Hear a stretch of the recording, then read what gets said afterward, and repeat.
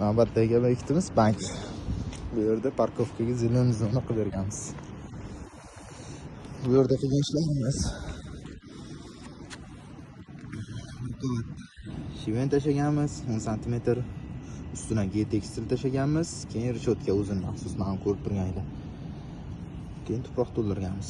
Geotekstilni vazifasi bu yerda tosh bilan tuproq birga bo'lib cho'kib ketmasligini oladi.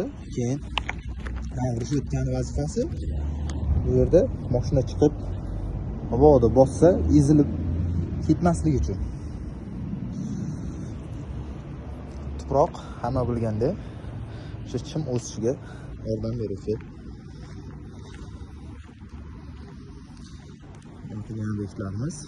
Obyektimiz